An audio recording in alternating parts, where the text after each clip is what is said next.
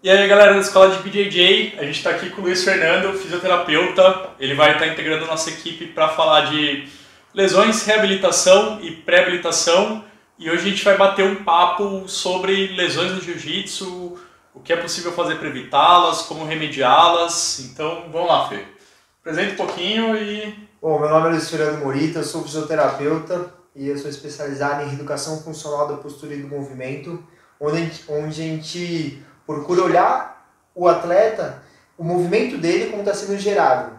E como isso daí pode ter algum tipo de sobrecarga ou não em cima do esporte. Dentro do jiu-jitsu, uma coisa que acontece é que tem muita variabilidade de movimento.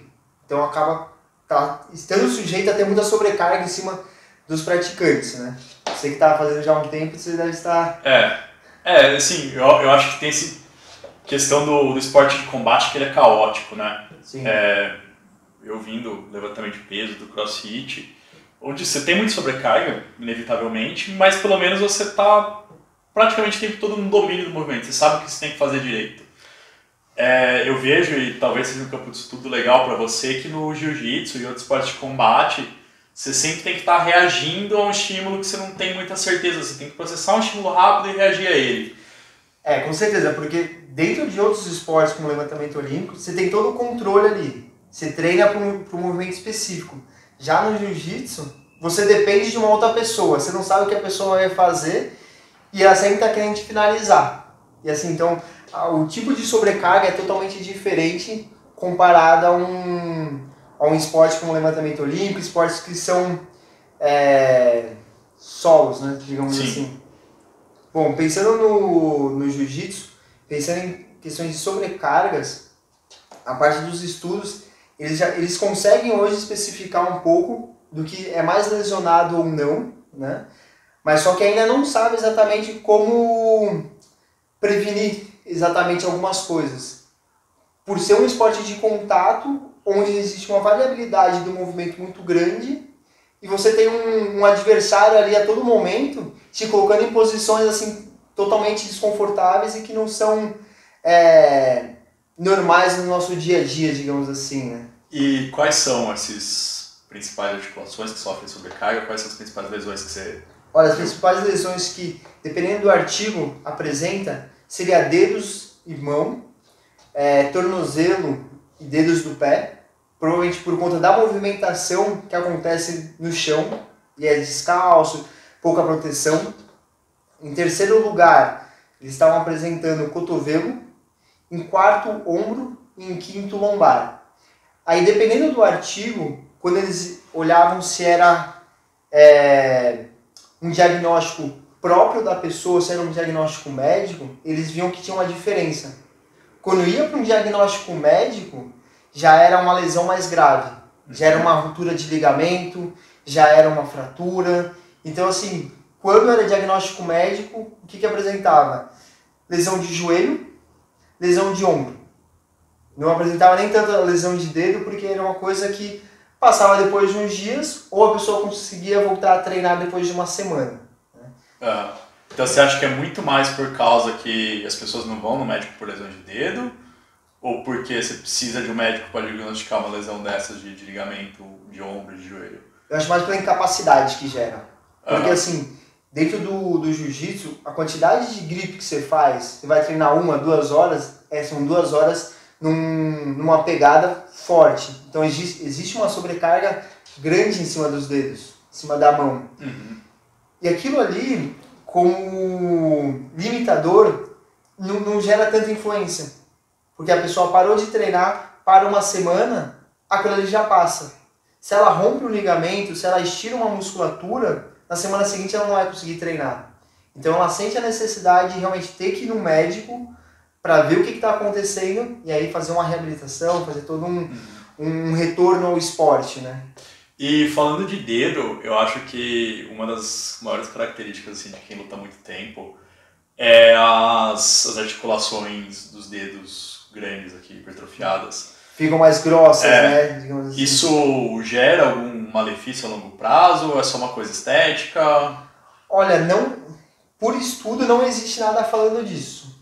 Mas se a gente for pensar que aquilo pode estar gerando uma certa artrose nos dedos, pode ter uma certa alteração a longo prazo em questão de, não digamos dor, mas talvez limitações para aquelas pessoas, um aumento de sobrecarga, entendeu? Porque é importante a gente pensar que dentro dos esportes, de qualquer esporte, a gente tem que ter um volume de treino, a gente tem que iniciar um esporte com uma pouca sobrecarga e começar a crescer dentro do esporte, treinar 1, 2, depois começar 3 vezes na semana. O que acontece muito a pessoa acabou de entrar no Gil, ou seja, qualquer outro esporte, quer fazer tipo 4, 5 vezes na semana. Dá uns dias, começa a ter uma sobrecarga maior. Se ele deixa o corpo dele se adaptar com isso, tem digamos assim, uma adaptação melhor. Até mesmo para as articulações. Sim. Mesmo que elas fiquem com alguma alteração, vai se adaptar melhor do que uma sobrecarga em grande intensidade, seja de volume de treino e de sobrecargas. Uma coisa que eu vi, não sei se você concorda também, é alternar também entre kimono e sem kimono, que geralmente isso é muito típico da pegada de kimono, né? Sim, porque no kimono você consegue fazer o grip mais forte e é mais fechado em flexão de dedos. A parte do punho você não precisa serrar tanto o punho, você usa mais os dedos para conseguir ter essa pegada mais forte, né? Mas no sem kimono já é um estilo, digamos, diferente de luta, né? Sim, e as pegadas mudam. Você tem pegadas que elas são com a palma da mão mesmo, quase com uma pegada falsa com o antebraço aqui. Sim. Ela não é tão focada na pressão de dedos. Porque pensando na luta sem o kimono, não tem onde você segurar tão bem, né? Então você precisa da sua mão por completo, digamos assim, para conseguir gerar uma estabilidade, conseguir gerar uma pressão em cima do oponente. Senão, com os dedos, além de, às vezes, não sei se pode, mas questão de arranhar, tem que tomar um cuidado. Questão de, da forma como vai pegar, às vezes são coisas que não podem dependendo de algum esporte. Então isso daí muda de um pro outro. E até pela sua experiência, não só dentro do jiu-jitsu, com todos os seus pacientes, o que você acha mais grave a longo prazo? Porque assim, eu vejo que quando as pessoas falam de lesão no jiu-jitsu, elas falam muito de, sei lá, lesão por finalização, por algum motivo, ou a pessoa não bateu, ou ela estourou alguma coisa antes de perceber que a finalização ia pegar. Então são muitas essas lesões catastróficas, assim, que de repente estoura um ligamento. Mas qual que é o impacto do trabalho do dia a dia? Assim? Porque eu vejo que muitos faixas pretas, quem está aí 7, 10 anos treinando, parece que não é essas coisas que é as lesões que incomodam eles na prática. É o dia a dia, assim, é a dor no pescoço, a dor no ombro, que aparece e desaparece. Então o que acontece quando é uma lesão mais grave, vai fazer uma cirurgia, se reabilita, a pessoa consegue voltar tranquilo. Então ele provavelmente vai voltar sem aquela dor devido à lesão. Nessas dores mais crônicas, onde a pessoa começou a sentir uma dor que ele não sabe nem quando que foi, né? Se passaram aí 1, 2, 3 anos, ela começou a reclamar da dor para pegar um copo no armário e ele consegue rolar 2 horas no chão, mas depois começa a ter esses desconfortos. O problema é quando começa a cronificar e, digamos que, amplificar essas dores. Então, assim, primeiro ele sentiu uma dor leve. Daí depois essa dor leve começa a amplificar e não é mais só pro treino, não é mais só pro rola, digamos assim. Ele começa a sentir aquela dor amplificada em vários outros movimentos, em várias outras articulações pode acontecer. E o problema disso é que pode afastar a pessoa do esporte. Porque começa a limitar tanto ela que ela não consegue mais trazer um benefício do esporte para ela. Entendeu? Começa a ser frustrante, assim, porque eu vejo o cara assim, sei lá, ele vai treinar 3 na semana, uma vez ele rola, as outras 2 vezes ele só faz posição por dor. Sim. Então o cara começa a ter confiança na parte mais legal do esporte, que é praticar o próprio esporte, não só a técnica. Isso daí exatamente é o que acontece, porque conforme a pessoa teve uma lesão ela não procurou um tratamento, não procurou uma forma de sanar aquela dor, digamos assim, ela vai provavelmente depois de um tempo voltar a sentir ela. Então tá rolando, tá começando a sentir dor no ombro, né? E para uma semana, melhorou, volta. Depois de um mês, começa a sentir essa dor de novo. E ao longo do tempo, o problema é que assim, não necessariamente ele está lesionado, mas ele pode começar a sentir uma dor por alterações nos processamentos cerebrais. Porque assim, quando a pessoa começa a sentir uma dor crônica, quando ela começa a sentir uma dor, e essa dor cronifica, começa a ter alterações a nível cerebral. E isso, depois de um tempo, para você melhorar, é mais difícil. Então não necessariamente dor e lesão estão ligados? Não, nada a ver. Dor e lesão são duas coisas diferentes. Às vezes a pessoa tem dor sem ter tipo, nenhuma lesão. Às vezes ela tem uma lesão e não tem dor. Então assim, tem alguns... isso nem só na luta. Em algumas pessoas normais assim, já fizeram alguns estudos onde eles faziam uma ressonância no ombro, seja no ombro, joelho, e olhava lá que a pessoa tinha algumas alterações, mas aquela pessoa não tinha dor. E outras pessoas que tinham dor não apresentavam nenhuma alteração.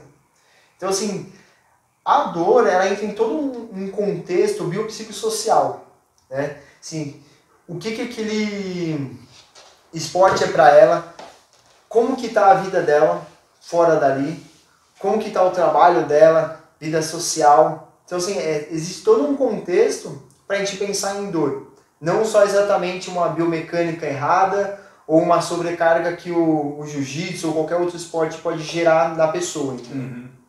E quais seriam as suas recomendações para melhorar?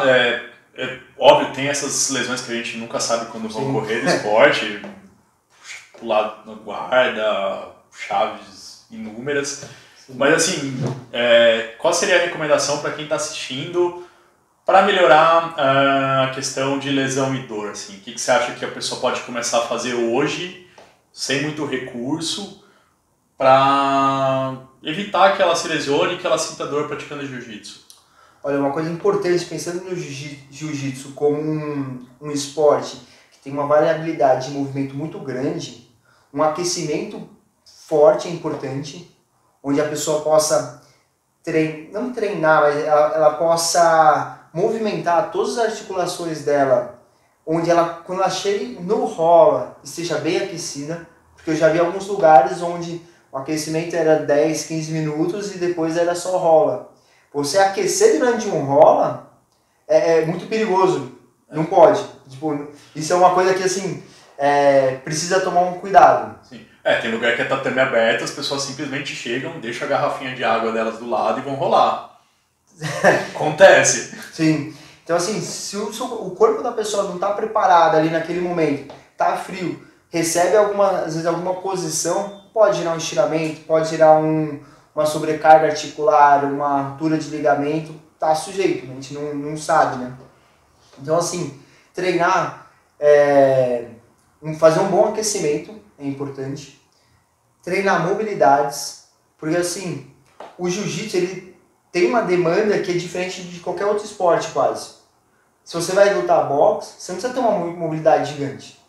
Se você vai lutar karatê, você vai começar a ganhar mobilidade para chute, para coisas assim, durante os treinos.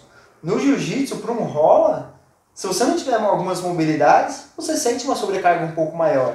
Então treinar algumas mobilidades específicas é importante. Mobilidade de coluna, mobilidade de punho, mobilidade de ombro. Porque assim, o ombro do jiu-jitsu, algumas posições exigem muito dele. E ele é uma articulação que ela tem muito movimento, digamos assim. Então é importante ter um bom aquecimento para ela e um bom treino de mobilidade. Deixa eu ver. Quadril é importante porque o quadril e a lombar se relacionam, entendeu? Então assim, é importante que a pessoa tenha uma boa mobilidade de quadril para quando fizer alguns movimentos do rola, ela consiga não sobrecarregar tanto outras estruturas, né? E tornozelo, assim, devido às movimentações no Gil todas saírem de uma propulsão, normalmente, do pé, Aham. né? Se você vai fazer você vai raspar a pessoa. Se você não usar o pé, você não consegue normalmente. Você não consegue usar só o tronco e o braço. Sim. Você precisa de uma propulsão de membros inferiores. Então, assim, o tornozelo tem que estar com uma mobilidade boa e uma boa estabilidade também. Eu acho que isso daí, assim... Então, resumindo, seria um bom aquecimento e um bom treino de mobilidade a longo prazo, digamos assim. Ok. Eu acho que é isso. Você quer falar mais alguma coisa? Deixar um recado final? Não, eu acho que... Assim, se as pessoas começarem a ter uma atenção maior com mobilidade e um bom aquecimento, muitas das lesões são evitadas. Então, beleza. Valeu e até a próxima. Na próxima a gente vai mostrar na prática, a gente vai para academia mostrar exercício de mobilidade para melhorar esse índice de lesões e preparar as pessoas para lutarem.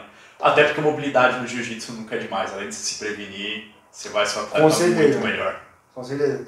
No jiu-jitsu, mobilidade e rola, tá tudo ligado, né? Então, até lá, galera. Tchau, tchau.